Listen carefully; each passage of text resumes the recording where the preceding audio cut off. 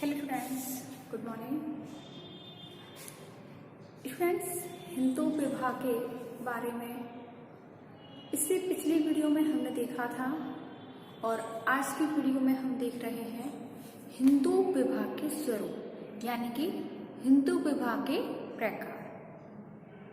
इसके बाद हम देखेंगे हिंदू विवाह में जीवन साथी का चयन किस प्रकार किया जाता है और इसके परिवर्तन क्या आए हैं। आधुनिक जो युग है इसमें हिंदू विवाह में क्या क्या परिवर्तन आए हैं। तो सबसे पहले हिंदू विवाह के स्वरूप में हम देखते हैं। हिंदू विवाह के स्वरूप को 8 भागों में बांटा है। सबसे पहला ब्रह्म विवाह, देव विवाह, आर्य विवाह। आर्य विवाह को आर्ष विवाह भी कहते हैं। आर्ष विवाह, ठीक है। प्राजापत्य विवाह, आसुर विवाह, गांधर्व विवाह, राक्षस विवाह और पैशाच विवाह। अब ब्रह्म विवाह क्या होता है?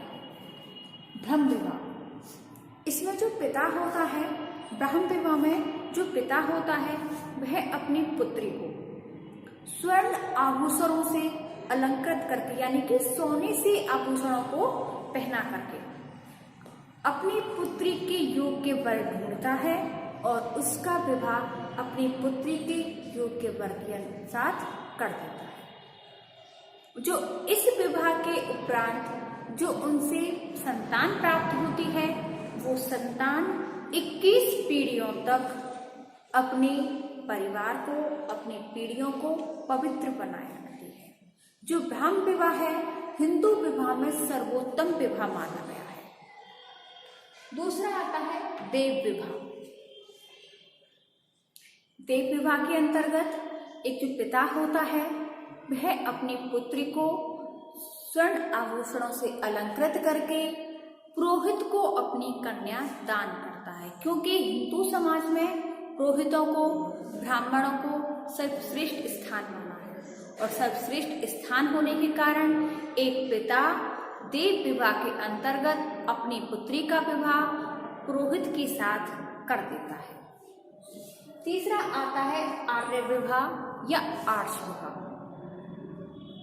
इस विवाह के अंतर्गत जो भी वर उस कन्या से विवाह करने का इच्छुक होता है वो उस कन्या के पिता को 2 जोड़ी बैल या फिर 2 गाय देकर उस कन्या से विवाह कर लेता है।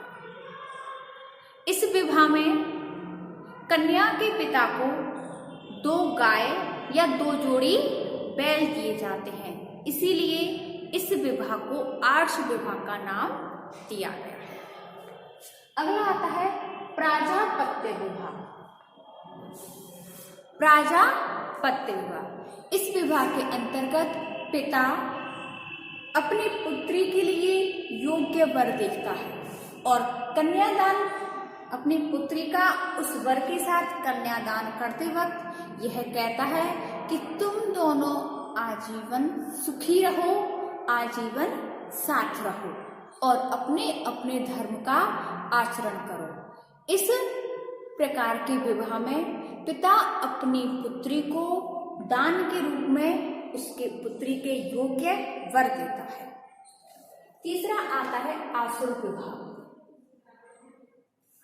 आसुर विवाह, इस विवाह के अंतर्गत जो वर पक्ष होता है वधू पक्ष के परिवार को कन्या का मूल्य देता है, यानी कि कन्या के बदले में पैसा देता है। तो इस प्रकार के विवाह में जो लड़का होता है, लड़की का परिवार होता है, वे कन्या के लिए या कन्या के परिवार के लिए कुछ ना कुछ तो अवश्य देते हैं। उपहार स्वरूप कुछ पैसा, आभूषण बदले में कुछ ना कुछ तो देते हैं।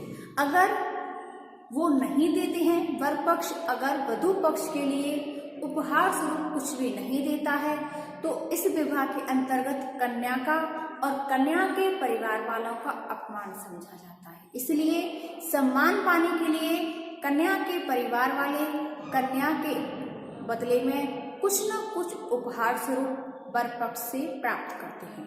अगला आता है गांधर्व विवाह। तो गांधर्व विवाह आपने महाभारत में देखा होगा, श्री कृष्ण ने रुक्मिणी के साथ किया था गांधर्व विवाह, यानी कि युद्ध के समय में स्त्री को भगाकर ले जाना होता है गांधर्व विवाह। जो गांधर्व होते हैं वो सुंदर स्त्रियों में होते हैं। जो प्रारंभ में यह विवाह होते हैं वो रूपवान और सुंदर स्त्रियों में होते हैं। मनुस्मृति के अनुसार कन्या और वर की इच्छा से आपस में प्रेम होता है और प्रेम के द्वारा काम और मैथुन भावों से जो विवाह किया जाता है वह विवाह गांधर्व विवाह होता है। गांधर्व विवाह के उदाहरण स्वरूप हमने काफी एग्जाम्पल्स देखे हैं। अब आता है राक्षस विवाह, यानी कि स्त्री को भगा ले जाना। राक्षस विवाह में स्त्री को भगा ले जाना, यानी कि युद्ध हरण राक्षस, अर्थात युद्ध में स्त्री का अपहरण करना। तो जैसे कि आपने देखा था कि महाभारत में श्री कृष्ण ने रुक्मिणी का हरण किया था, अर्जुन ने सुभद्रा का हरण किया था। तो इस प्रकार के विवाह जो होते हैं वो राक्षस विवाह की श्रेणी में आते हैं। जो राक्षस विवाह होते हैं उनमें मनु के अनुसार इस विवाह में वह विवाह राक्षस विवाह कहलाता है जिसमें कि युद्ध में कन्या का अपहरण करके उसके साथ विवाह कर लेता है, वह राक्षस विवाह कहलाता है। अगला आता है पैशाच विवाह। पैशाच विवाह होता है, इसके अंतर्गत कोई सोई हुई कन्या होती है या फिर किसी कारणवश उसने नशा किया होता है या घर से बाहर कहीं जाती हुई, तो इस प्रकार की कन्या के साथ कुकृत्य करने के बाद, कुकृत्य आप समझ रहे हैं ना, कुकृत्य करने के बाद उसके साथ विवाह कर लेना पैशाच विवाह की श्रेणी में आता है। पैशाच विवाह के जो होता है इसमें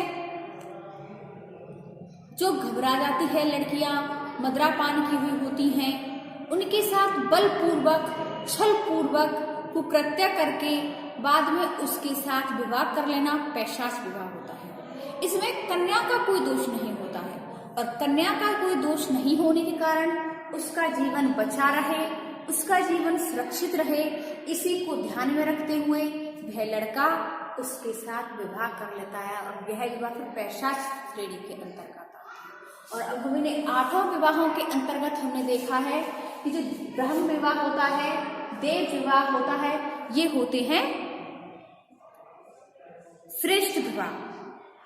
और 8 विवाह प्राजापत्य विवाह ये आते हैं मध्यम के अंतर्गत। आसुर विवाह, गांधर्व विवाह ये आते हैं निष्कृष्ट विवाह के अंतर्गत। राक्षस विवाह, पैशाच विवाह ये आते हैं महानिष्कृष्ट, महानीच विवाह के अंतर्गत। ठीक है स्टूडेंट्स, तो अब हमने इसमें देखा है विवाह के स्वरूप। कि विवाह के स्वरूप 8 प्रकार के होते हैं। ये हमने ब्रह्म विवाह, देव विवाह, आर्ष विवाह, प्राजापत्य विवाह, आसुर विवाह, गांधर्व विवाह, राक्षस विवाह, पैशाच विवाह ये विवाह देखे हैं। इनकी हमने कुछ डिटेल्स देखी हैं। अब इसके बाद आता है कि हिंदू विवाह के अंतर्गत जीवन साथी का चयन किस प्रकार किया जाता है। जीवन साथी का चयन सबसे पहले आता है हमारा बहिर्विवाह। बहिर्विवाह जैसे कि जो हिंदू समाज होते हैं उनमें विवाह के प्रति कुछ निषेध भी होते हैं, कुछ प्रथाएं भी होती हैं। जैसे कि अपने गोत्र के बाहर विवाह करना या फिर एकाकी परिवार, संयुक्त परिवार, अपने सगे संबंधियों से निकट न करके उनसे दूर, यानी कि उनके अपने रिलेशन से दूर बाहर विवाह करना ही बाह्य विवाह कहलाता है। हिंदुओं में बहिर्विवाह अपने निकट संबंधियों से समूह के बाहर करना ही बहिर्विवाह होता है। अब आता है अंतर्विवाह। अंतर्विवाह यानी कि अपनी जाति के अंदर ही विवाह करना, एक निश्चित समूह के अंदर विवाह करना। एक व्यक्ति जिसका कोई निश्चित समूह होता है, जिस समूह का वह सदस्य होता है, वह उसी समूह के अंतर्गत विवाह कर सकता है और उस समूह से बाहर विवाह नहीं कर सकता है। इसके बाद आता है अनुलोम विवाह। अनुलोम विवाह, अनुलोम विवाह क्या होता है? इस विवाह में वर और वधू की सामाजिक श्रेणी से देखते हैं, जाति वर्ग और कुल वर्ग आदि देखे जाते हैं। और अगर वर वधू से ऊंची श्रेणी का है, यानी कि वर मान के चलो ब्राह्मण है और वधू क्षत्रिय की है या वैश्य की है, तो वह विवाह अनुलोम विवाह कहलाता है। तो इस प्रकार के जो विवाह होते हैं वे विवाह अनुलोम विवाह होते हैं, क्योंकि इनमें सामाजिक श्रेणी आ जाती है, सामाजिक श्रेणी का महत्व होता है। तो इसके लिए जो ऐसे विवाह होते हैं वो मतलब कि सामाजिक श्रेणी को ध्यान में रखते हुए कि वर पक्ष जो होता है वो उच्च श्रेणी का होता है और वधू पक्ष निम्न श्रेणी की होती है, तो इस प्रथा को ध्यान में रखते हुए अनुलोम विवाह कहलाता है। इसके बाद आता है प्रतिलोम विवाह। प्रतिलोम विवाह के अंतर्गत इसमें वधू तो उच्च श्रेणी की होती है परंतु वर निम्न श्रेणी का होता है। इसमें वर उच्च श्रेणी का और वधू निम्न श्रेणी की थी। इसमें वधू उच्च श्रेणी की होती है और वर निम्न श्रेणी का होता है। जैसे कि वधू मान के चलो ब्राह्मण की है और वर है क्षत्रिय का या वैश्य का, तो ऐसा विवाह क्या होता है? प्रतिलोम विवाह कहलाता है। यह भी सामाजिक श्रेणी को ध्यान में रखते हुए किया जाता है। इसके बाद आते हैं हिंदू विवाह में आधुनिक परिवर्तन, कि जो हमारे हिंदू जो विवाह होता है उसको हम शुरू से ही पुराणों वेदों के अनुसार एक धार्मिक संस्कार मानते आए हैं, परंतु अब आधुनिक युग में हर चीज में परिवर्तन आया है।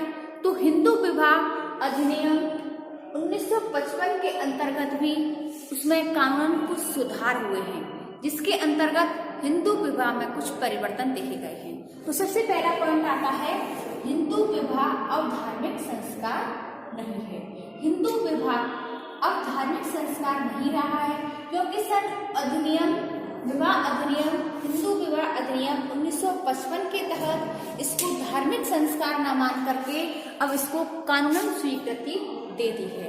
अब विवाह धार्मिक संस्कार नहीं रहा है, क्योंकि इसमें धर्म की जगह पर अब कानून ने भी अपनी जगह बना ली है, जिसके कारण अब हिंदू विवाह अब धार्मिक संस्कार नहीं है। इसके बाद आता है विवाह संबंधी निषेधों में अंतर। पहले विवाह संबंधी निषेध थे कि अपने ही समूह के अंतर्गत विवाह करना है, गोत्र से बाहर विवाह करना है, गोत्र नहीं मैच करना चाहिए, इस प्रकार के कुछ निषेध थे, निकट संबंधियों में विवाह नहीं करना। परंतु अब इन निषेधों में अंतर आया है। किसके अंतर्गत? विवाह अधिनियम 1955 के अंतर्गत विवाह संबंधी निषेधों में भी अब अंतर आ गया है। अब कोई भी प्रथा, कोई भी कानून किसी भी चीज के लिए निषेध नहीं करता है, किसी भी चीज में मनाही नहीं है। हम चाहे तो अपने गोत्र के अंतर्गत विवाह कर सकते हैं, अपने समूह के अंतर्गत विवाह कर सकते हैं, जाति के अंतर्गत विवाह कर सकते हैं, यहाँ तक कि अपनी जाति से बाहर भी विवाह कर सकते हैं। इसके बाद आता है विवाह विच्छेद।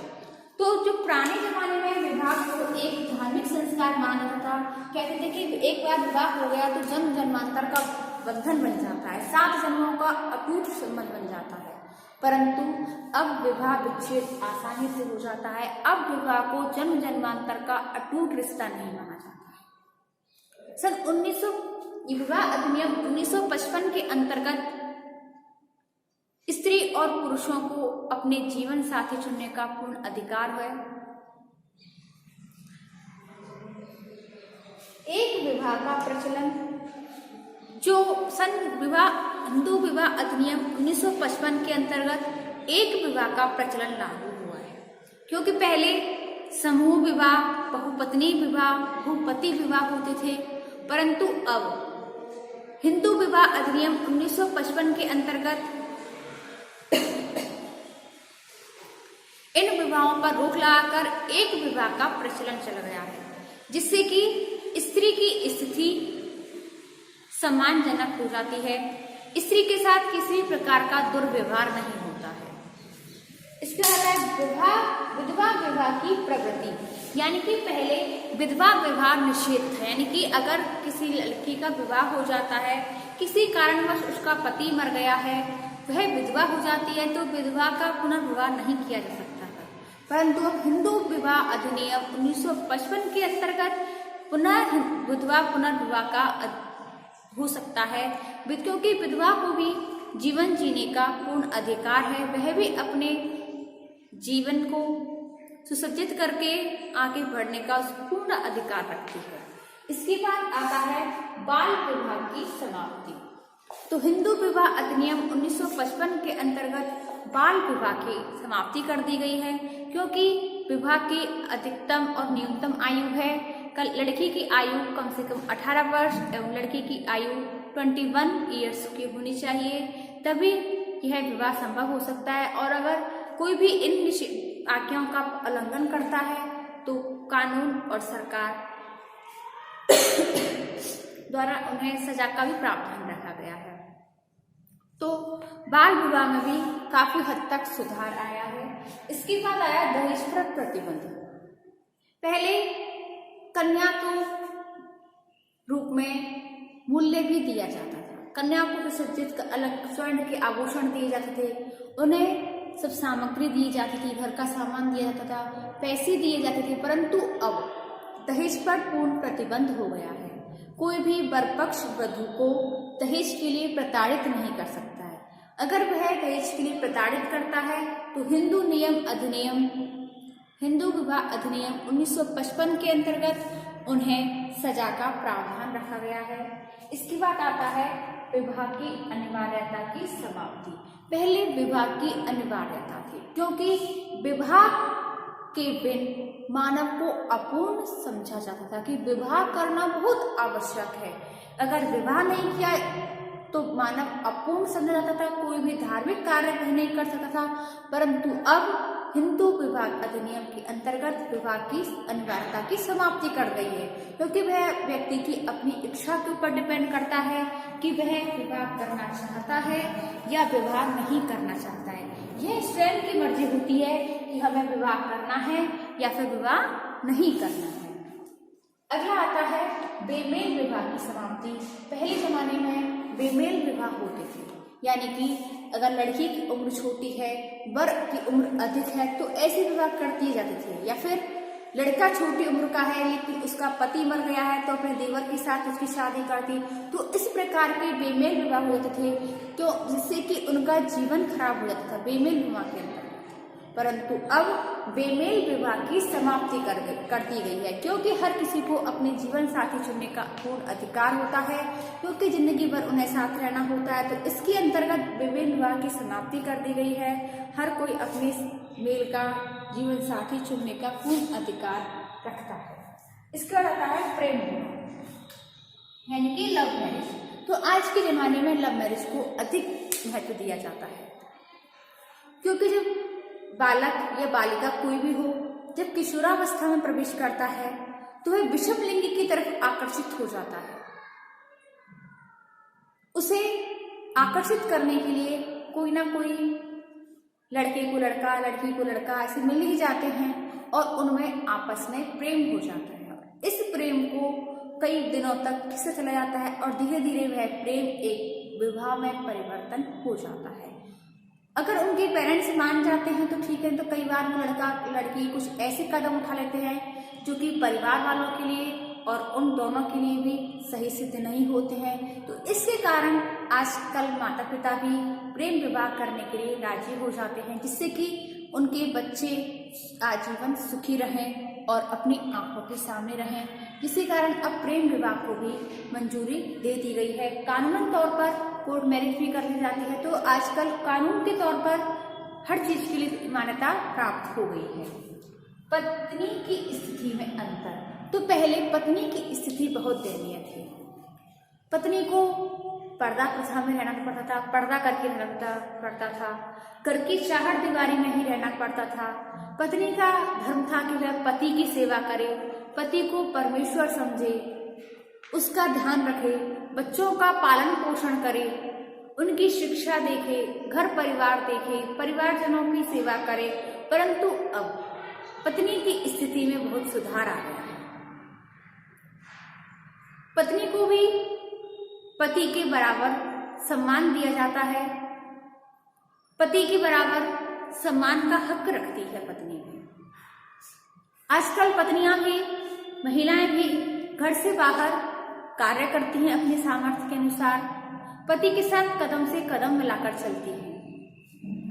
अगला आता है अंतरजातीय विवाह, यानी कि जो विवाह होते हैं वे अपने अंतरजातीय जाति के बाहर भी कर सकते हैं, अंतरजातीय जाति के अंदर भी कर सकते हैं, ऐसा कोई प्रतिबंध नहीं है। हिंदू विवाह अधिनियम 1955 के तहत अब आधुनिक विवाह में काफी परिवर्तन कर दिए गए हैं, ऐसा कोई नियम नहीं है जिसके कारण व्यक्ति को अपने विवाह कार्यों में किसी भी प्रकार की अड़चन हो, कोई भी प्रतिबंध हो, वे इस सब पालना नहीं कर सकते हैं। अब विवाह अपनी मर्जी के ऊपर डिपेंड हो गए हैं कि हम समूह विवाह में किस प्रकार से कर सकते हैं। अगला आता है समूह विवाह, यानी कि जो सम्मेलन होते हैं उनमें समूह विवाह किए जाते हैं। एक साथ कई जोड़े बना दिए जाते हैं जिनका विवाह एक साथ ही कर दिया जाता है। विवाह के नियमों में एक रूपता, जैसे कि विवाह के नियमों में अब एक रूपता कर दी गई है। किसी भी प्रकार के नियमों में यह अनिवार्य होता है कि विवाह के जो नियम होते हैं उनमें पहले कई तरह की भिन्नताएं पाई जाती थी, परंतु अब किसी भी प्रकार की नियमों में भिन्नता नहीं है। पहले हर किसी के नियम अलग होते थे, प्रथाएं होती थी, कानून होते थे, रीति रिवाज होती थी, परंतु अब सभी रीति रिवाज, नियम, कानून, कायदे सब एक तरफ हो गए हैं और हिंदू विवाह अधिनियम 1955 के अंतर्गत सभी विवाहों में एक रूपता ला दी गई है। इसके बाद आता है सामाजिक व मानसिक सुरक्षा। तो जो हिंदू विवाह अधिनियम के अंतर्गत जो पागल होते हैं, कोढ़ी होते हैं या गुप्त रोगों से पीड़ित व्यक्ति होते हैं, उनके विवाह पर रोक लगा दी गई थी। पहले ऐसे व्यक्ति धन के बल पर विवाह करके कन्याओं का जीवन खराब कर दिया करते थे, जिससे कि उनकी स्थिति, सामाजिक व मानसिक स्थिति से कन्या बहुत विक्षिप्त हो जाती थी। परंतु अब इस प्रकार के विवाहों पर रोक लगा दी है, जिससे कि कन्या सामाजिक दृष्टि से और मानसिक दृष्टि से सुरक्षित महसूस होती है। तो स्टूडेंट्स, आज की वीडियो में हमने हिंदू विवाह अधिनियम के परिवर्तन देखे हैं, हिंदू विवाह के स्वरूप देखे हैं, जीवन साथी का चयन कैसे करना है वो देखे हैं और हिंदू विवाह में परिवर्तन, क्या क्या परिवर्तन आए हैं, ये हमने आज की वीडियो में देखे हैं। इससे नेक्स्ट आगे देखेंगे हम अपनी नेक्स्ट वीडियो में। धन्यवाद।